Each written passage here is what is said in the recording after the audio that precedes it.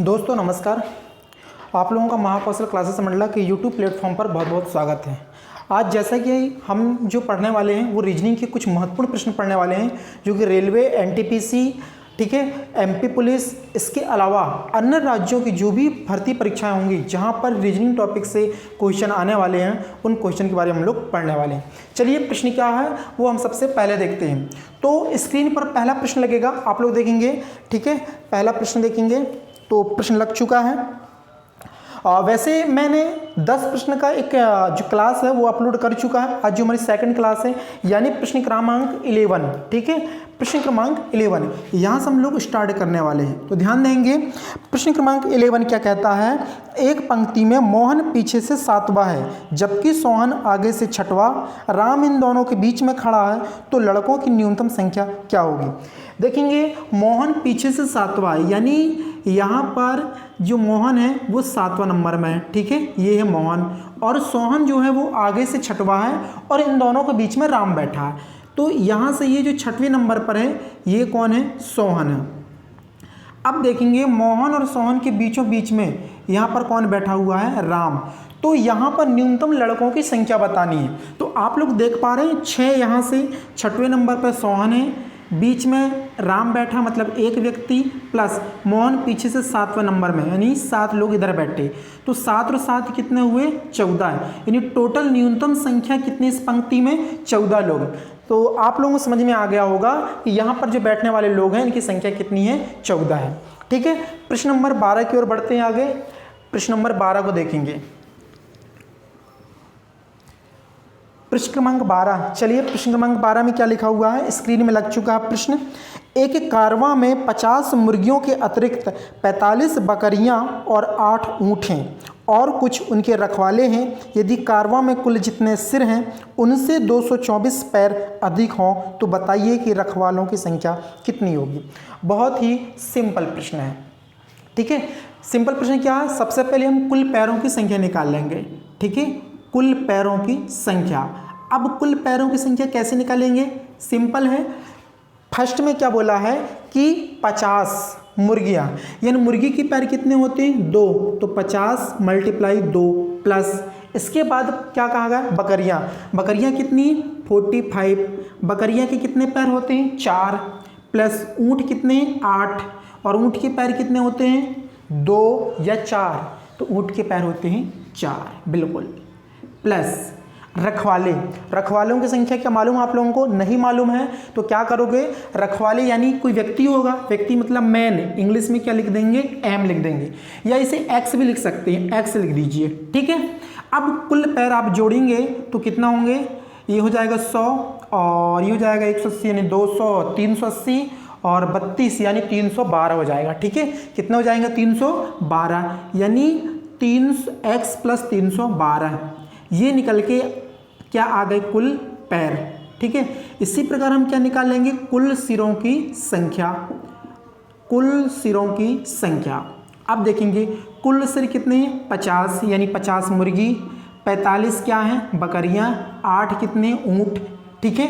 इसके बाद सॉरी एक चीज़ भूल गया, यहाँ पर जो व्यक्ति है ना, व्यक्ति के 2 पैर होते हैं, तो 2x यानी 2x, ये चीज़ मैंने बताना भूल गया, 2x रहेगा, ठीक है, 2x + 312। अब कुल सिरों की संख्या हम 50 मुर्गियाँ, 45 बकरियाँ, 8 क्या हो गए हमारे ऊँट।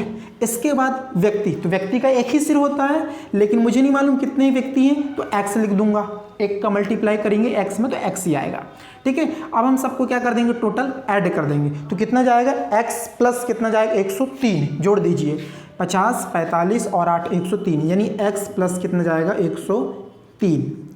अभी हमारे पास पैर भी निकल के आ गए, सिर भी निकल के आ गए। सवाल में हमसे क्या कहा है, सवाल में पूछा है, तो बता क्या कहा है, यदि कारवां में कुल जितने सिर हैं उनसे 224 पैर अधिक है। क्लियर है, 224 पैर अधिक है बोला है, तो क्या करेंगे, मैं 224 यहाँ पे जोड़ दूंगा, x + 103 + 224 पैर अधिक है, ठीक है, ये बराबर में रहेगा, किसके बराबर में रहेगा, 2x + 312 में। कुल पैरों की संख्या के बराबर में। अब क्या करोगे, x का पक्षांतर करेंगे तो यहाँ पे x हो जाएगा, 312 को इस तरफ लाएंगे तो घटाने के बाद कितना जाएगा, 15 है। 15 क्या निकल के आ गया, रखवालों की संख्या है, यानी 15 रखवाले होंगे उस कारवां में, जहाँ पर क्या 50 मुर्गियाँ, ठीक है, और 45 बकरियां, 8 ऊँट और कुछ रखवाले। तो रखवाले कितने आ गए, 15। तो ये हमारे क्या हो जाएगा, आंसर।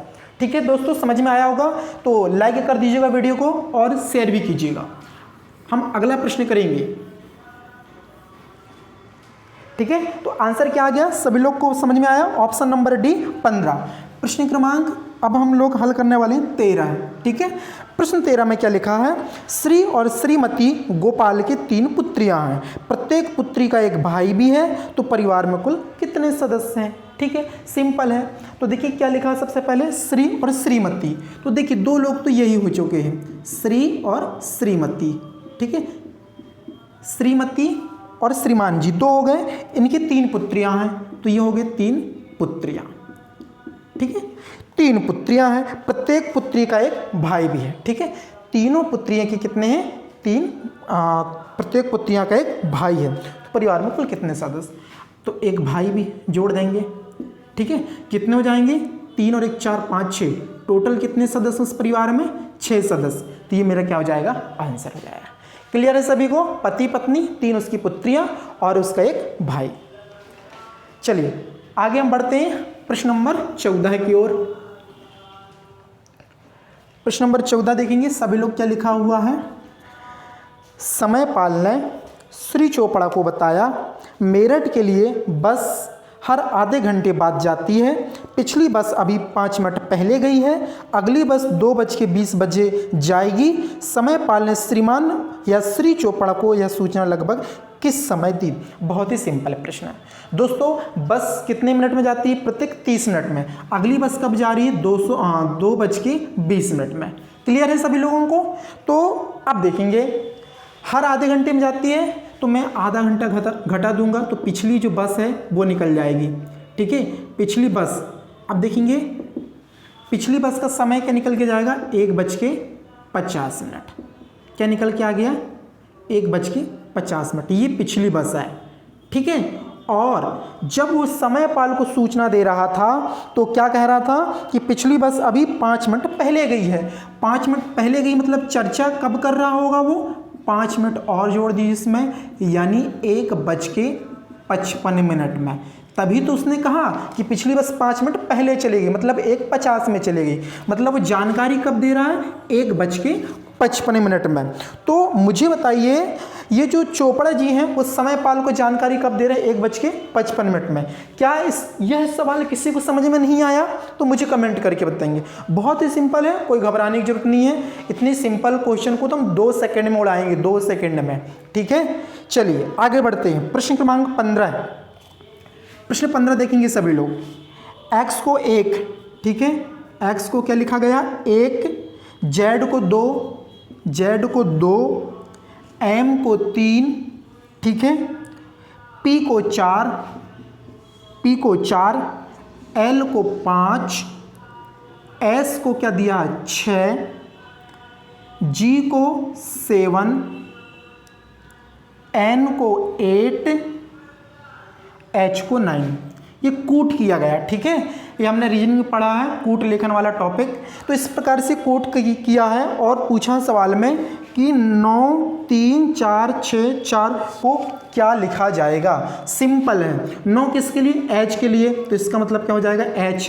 3 किसके लिए है, m के लिए, तो ये आप लोग m लिख सकते हो। 4 किसका कूट दिया है, p का, तो p। 6 किसका कूट दिया है, s का, s। और 4 किसका कूट दिया, p का, तो HM PSP। ये हमारे प्रश्न का क्या जाएगा, प्रश्न 15 का आंसर आ जाएगा। ठीक है, सभी को समझ में आया होगा। तो दोस्तों वीडियो को शेयर कर दीजिए फटाफट से सभी लोग, और चैनल